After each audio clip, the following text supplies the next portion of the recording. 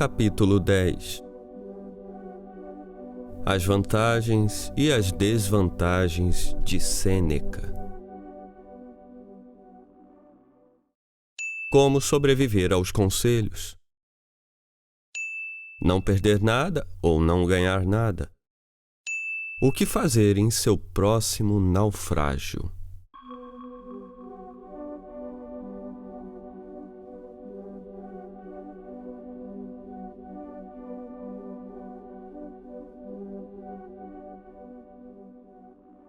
Alguns milênios antes de Tony Gorducho, outro representante da Península Italiana encontrou uma solução para o problema da antifragilidade. Porém, mais intelectualizado do que o nosso amigo debilitado horizontalmente, ele se expressava com um vocabulário mais rebuscado. Além disso, no mundo real, ele também era muito bem-sucedido. Na verdade, muito mais do que o Tony Gorducho, e não menos inteligente do que Nero. O sujeito era o filósofo estoico Sêneca, que, como já mencionamos, era o suposto amante da mãe de Nero. Não era.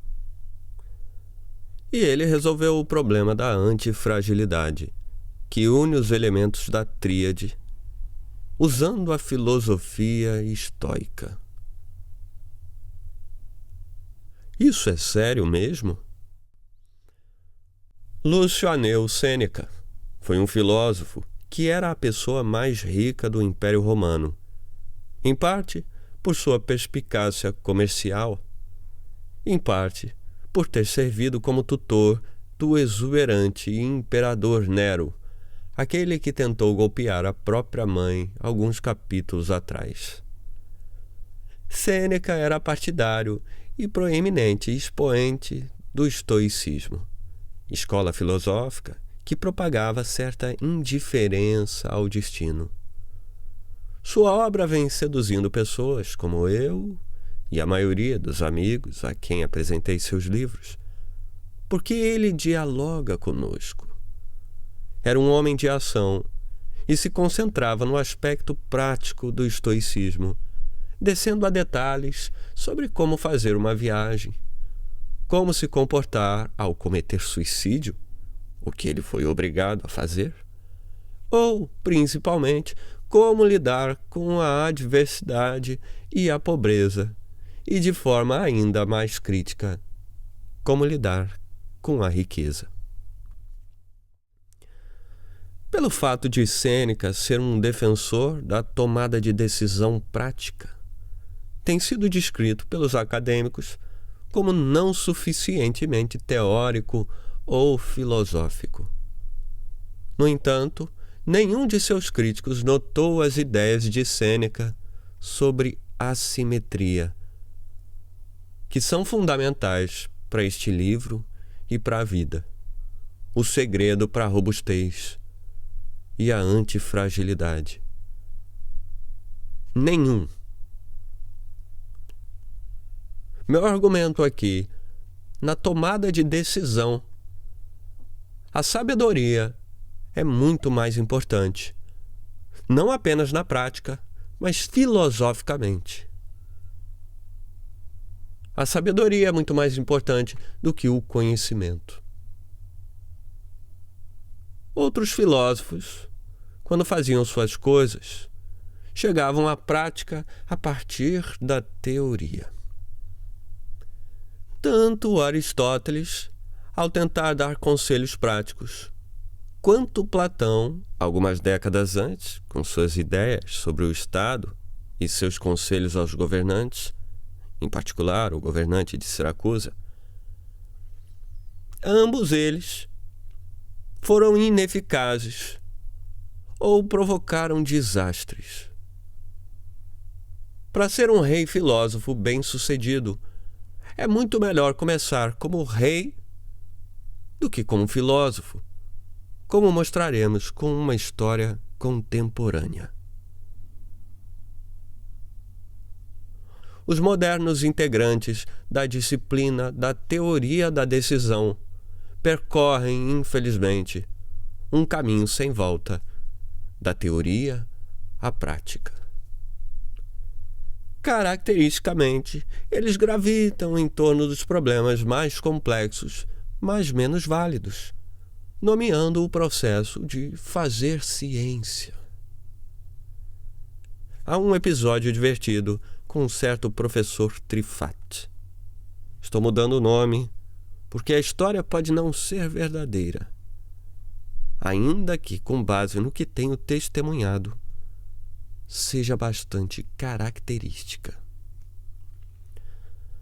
Trata-se de um pesquisador bastante reconhecido no campo da teoria da decisão, que escreveu o principal livro didático da área e ajudou a desenvolver algo grandioso e inútil, chamado de tomada de decisão racional, cheio de grandiosos e inúteis axiomas de probabilidades e grandes, entre aspas, probabilidades ainda mais grandiosas e inúteis.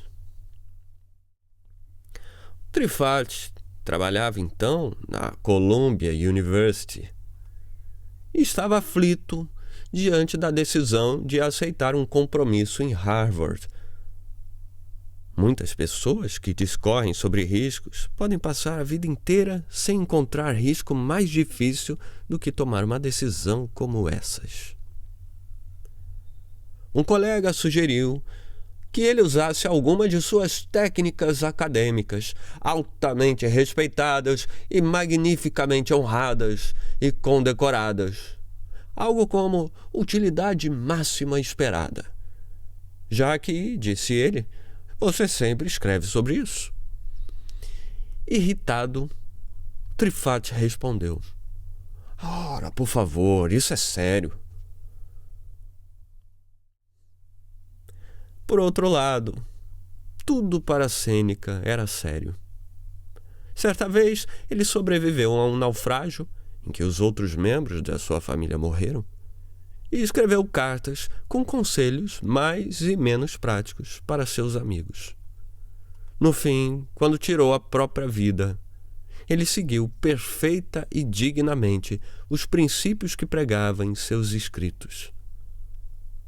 Assim, enquanto o economista de Harvard é lido apenas por pessoas que tentam escrever artigos, que por sua vez são lidos por pessoas que tentam escrever artigos e que serão, espero, engolidos pelo inexorável detector de merda da história.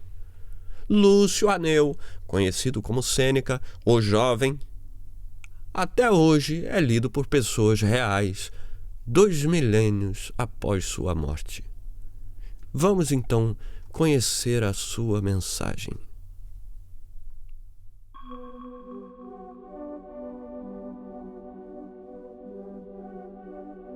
Menos desvantagens na vida.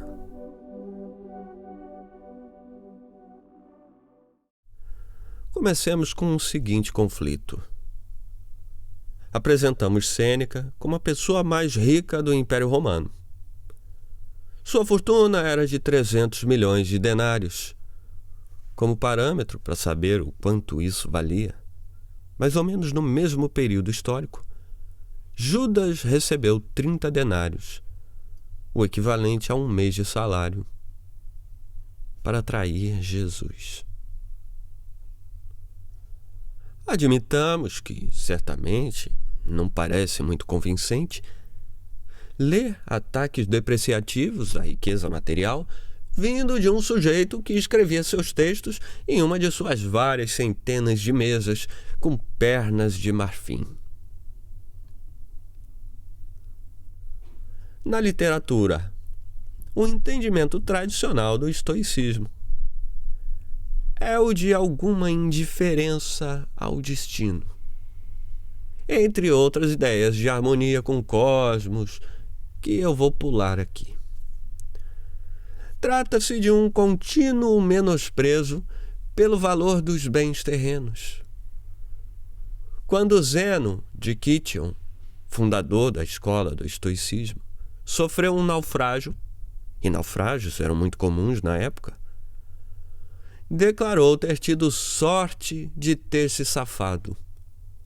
de modo que poderia, a partir daquele momento, dedicar-se à filosofia. E a frase-chave que reverbera na obra de Sêneca é nihil perdite, não perdi nada, após um incidente adverso. O estoicismo faz com que desejemos o desafio de uma calamidade. Os estoicos desprezam o luxo. Sobre um sujeito que levou uma vida suntuosa, Sêneca escreveu: ele está em dívida com alguém, seja com outra pessoa ou seja com o destino. Nota: para os leitores que desejam saber a diferença entre o budismo e o estoicismo, eu tenho uma resposta simples. Um estoico é um budista com atitude. Aquele que diz, foda-se para a sorte. Visto dessa forma, o estoicismo torna-se pura robustez, pois alcançar um estado de imunidade diante das circunstâncias externas, boas ou más, e uma ausência de fragilidade diante de decisões do destino, é robustez. Eventos aleatórios não nos afetarão de maneira alguma. Nós somos fortes demais para ser derrotados e nem um pouco gananciosos para desfrutar das vantagens. E, portanto, permanecemos na coluna do meio da tríade. O que depreendemos da leitura direta de Sêneca, e não por seus críticos, é uma história diferente. A versão de Sêneca desse estoicismo é a antifragilidade em função do destino. Nenhuma desvantagem diante da dona sorte, mas muitas vantagens. A bem da verdade, o objetivo de Sêneca em seus escritos era filosófico, tentando manter-se fiel à tradição estoica conforme descrita anteriormente.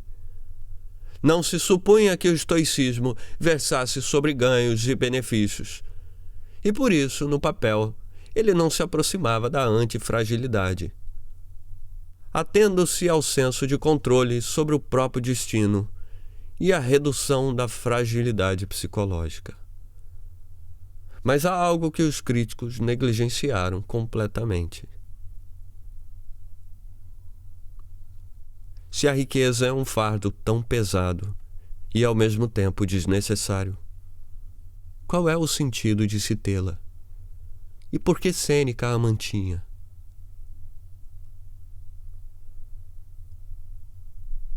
Como afirmei a respeito dos psicólogos no capítulo 2, que ignoram o crescimento pós-traumático ao olhar apenas para o dano pós-traumático, os intelectuais têm esse comportamento refratário à antifragilidade.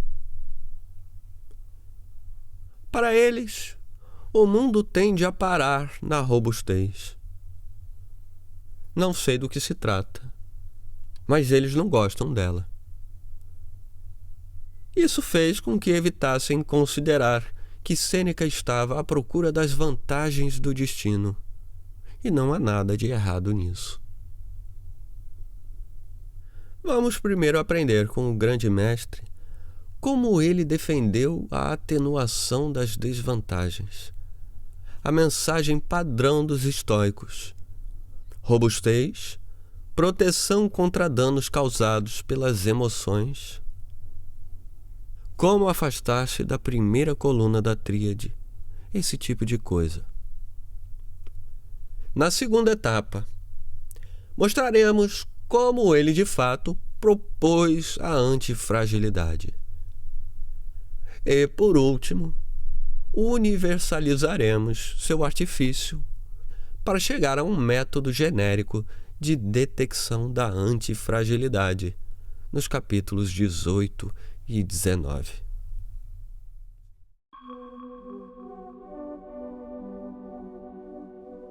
O robustecimento emocional do estoicismo. O sucesso traz consigo uma assimetria. Há muito mais a perder do que a ganhar. O indivíduo fica, portanto, frágil. Voltemos à história de espada de Damocles. Não há boas notícias a caminho. Apenas uma série de más notícias à nossa espera. Quando alguém enriquece, o sofrimento diante da possibilidade de perder a fortuna excede o ganho emocional obtido com aquela riqueza. De modo que um indivíduo passa a viver sob contínuo risco emocional. Uma pessoa rica fica presa aos seus bens materiais, que começam a tomar conta dela, perturbando seu sono durante a noite, aumentando a concentração sérica de seus hormônios de estresse, diminuindo seu senso de humor e talvez até ensejando o crescimento de pelos na ponta do nariz e enfermidades similares. Sêneca percebeu que os bens materiais traziam-nos preocupações acerca dos riscos da perda, funcionando assim como um castigo, já que dependemos desses bens. Muitas vantagens, nenhuma desvantagem. E ainda mais, a dependência das circunstâncias, ou melhor, das emoções que surgem com as circunstâncias, induz a uma forma de escravidão. A assimetria entre os efeitos do bem e do mal, entre benefícios e danos, era certamente familiar aos antigos. Encontrei uma explicação inicial em Lívio. Abre aspas. Os homens são menos sensíveis ao prazer do que à dor. Fecha aspas. Escreveu ele, meia geração antes de Sêneca. Os antigos, principalmente graças a Sêneca, estavam bem à frente dos psicólogos modernos e dos teóricos da decisão ao estilo de Trifate, responsáveis por teorias em torno da noção de aversão ao risco ou à perda. Os antigos eram mais profundos, mais práticos, ao mesmo tempo que transcendiam a terapia comum.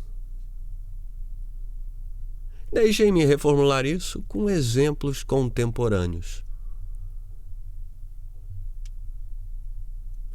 Considere que alguém tenha muito a perder e pouco a ganhar. Se uma quantidade extra de riqueza, digamos 1.000 shequels fenícios, não significar um benefício, mas a perda de um mesmo montante parecer um grande prejuízo, haverá aí uma assimetria. E não se trata de uma assimetria boa. Esse indivíduo passa a ser frágil.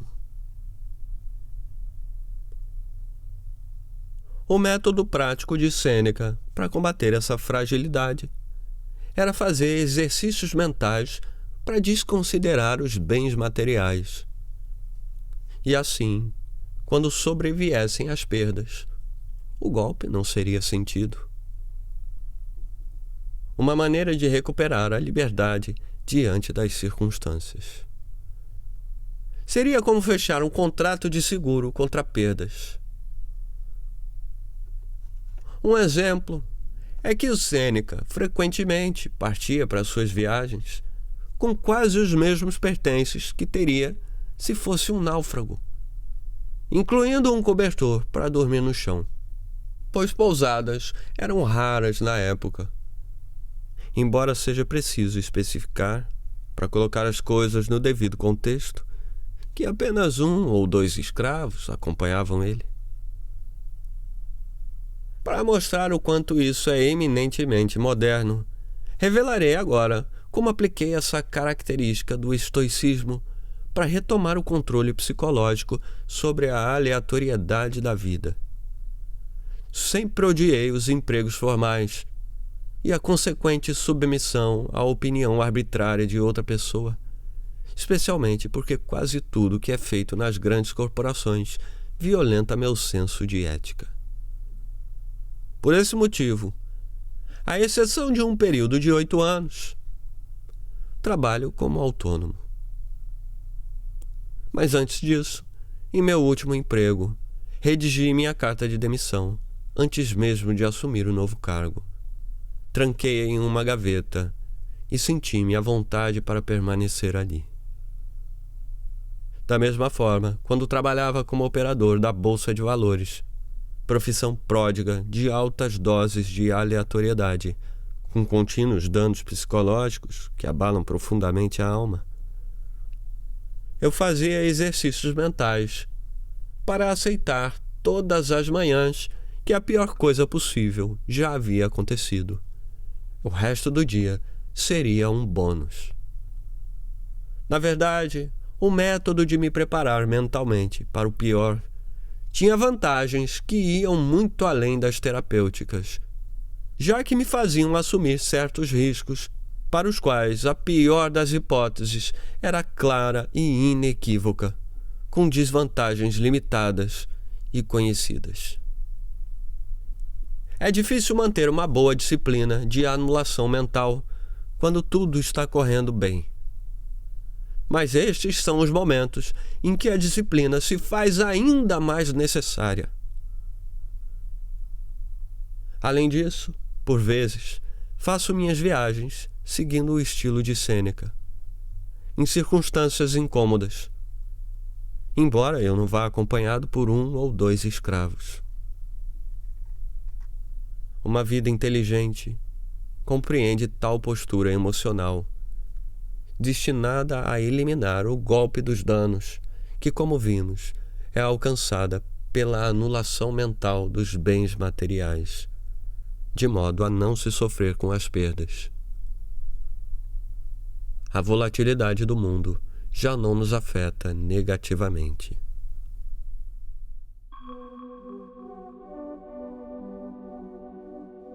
A domesticação das emoções.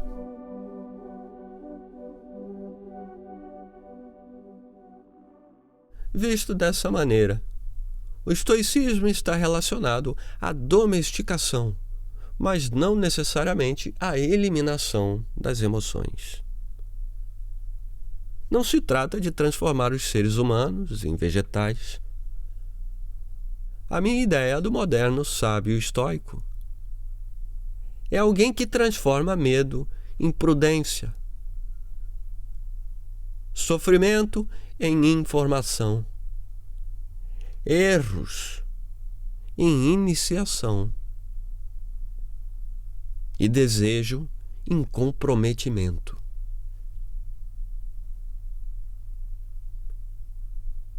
Sêneca propõe um programa completo de treinamento para lidar com a vida e usar adequadamente as emoções, graças a pequenos, porém eficazes artifícios. Um artifício, por exemplo, que um estoico romano usaria para separar a raiva da ação legítima e evitar cometer um dano do qual poderia arrepender-se mais tarde, seria esperar pelo menos um dia antes de açoitar um serviçal que tivesse infringido alguma lei. Nós, modernos, podemos não entender isso como particularmente legítimo, mas basta compará-lo com o gesto do imperador Adriano, que até então era considerado ponderado, quando esfaqueou um escravo no olho durante um episódio de fúria descontrolada. Então, quando sua raiva baixou, ele sentiu o peso do remorso, mas o dano já era irreversível. Sêneca também nos oferece um compêndio de feitos sociais. Investir em boas ações. As coisas podem ser tiradas de nós, mas não as boas ações, nem os atos de virtude.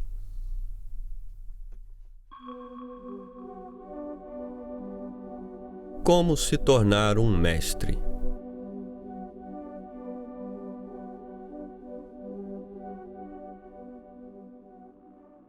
Até aqui a história é bem conhecida e aprendemos a nos mover da esquerda, frágil, para o centro, robusto, da tríade. Mas Sêneca foi além. Ele afirmou que a riqueza é a escrava dos homens sábios e a mestre dos homens tolos.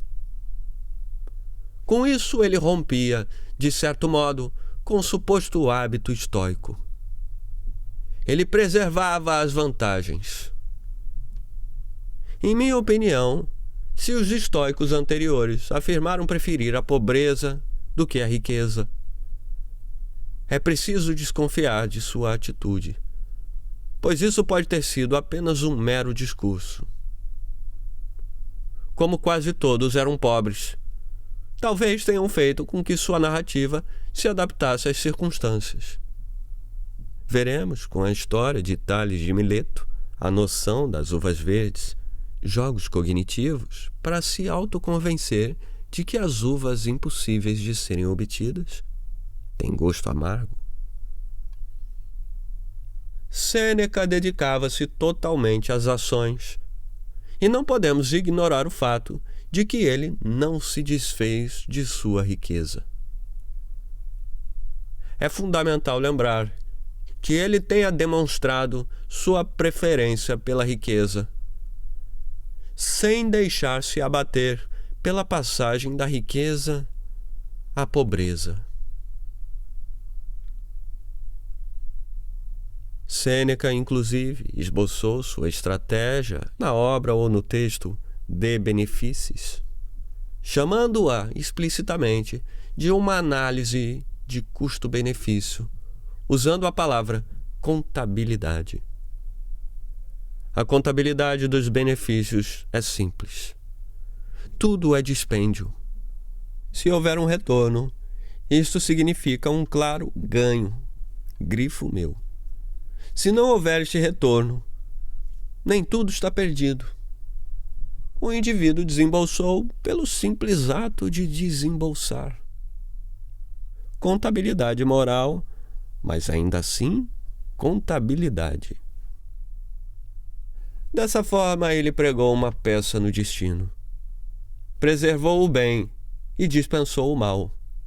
Cortou as desvantagens e preservou as vantagens a serviço de seus próprios interesses. Isto é, eliminando os danos do destino e preservando as vantagens no sentido não filosófico. Essa análise de custo-benefício não guarda muitas relações com o estoicismo na forma como as pessoas entendem o seu significado. Porque as pessoas que o estudam parecem desejar que Sêneca e outros estoicos pensem como quem estuda o estoicismo.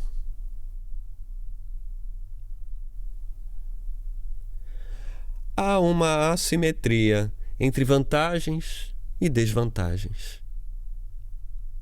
Isso é antifragilidade na forma mais pura. Nota. E, para aqueles que acreditam que Zeno, o fundador do estoicismo, era completamente avesso à riqueza material, tenho uma notícia. Encontrei acidentalmente uma menção às suas atividades no ramo do financiamento de navegações, no qual era um dos mais empenhados investidores.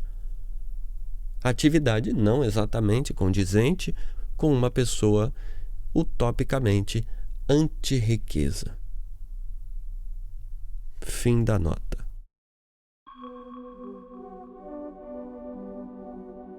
A assimetria fundamental.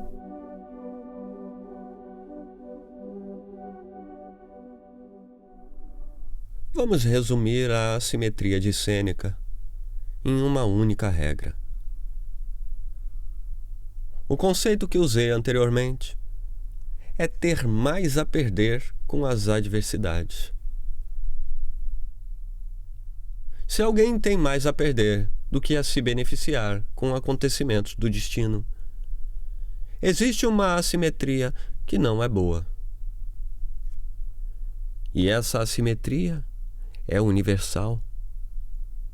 Vejamos como isso nos leva à fragilidade. Considere o pacote do capítulo 1. Este pacote não gosta de ser sacudido. Ele odeia os membros da família disfuncional. Portanto, é frágil. Muito frágil, pois não tem absolutamente nada a ganhar, sendo bastante assimétrico. O pacote antifrágil tem mais a ganhar do que a perder ao ser sacudido. Teste simples. Se não tenho nada a perder, qualquer coisa é um ganho e sou antifrágil. A tabela 1, com suas tríades em vários campos e domínios, pode ser totalmente explicada sob estes termos. Totalmente. Para entender por que um equilíbrio assimétrico aprecia a volatilidade, basta considerar que, se tivermos menos a perder do que a ganhar, mais vantagens do que desvantagens, então apreciaremos a volatilidade. Em geral, ela trará benefícios. E também seremos antifrágeis. Portanto, o trabalho deste autor é estabelecer a ligação entre os 4 elementos e a assimetria fundamental da seguinte forma: A fragilidade implica ter mais a perder do que a ganhar, que é igual a mais desvantagens do que vantagens, que é igual à assimetria desfavorável.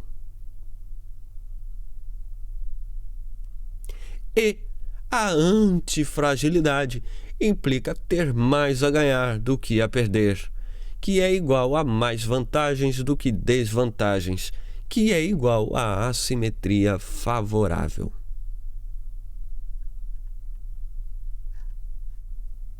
Seremos antifrágeis diante de uma fonte de volatilidade, se os ganhos potenciais excederem as perdas potenciais, e vice-versa. Além disso, se tivermos mais vantagens do que desvantagens, poderemos ser prejudicados pela falta de volatilidade e de agentes estressores. Mas como esta ideia de reduzir as desvantagens e aumentar as vantagens pode ser colocado em prática? Pelo método Barbell, apresentado no próximo capítulo.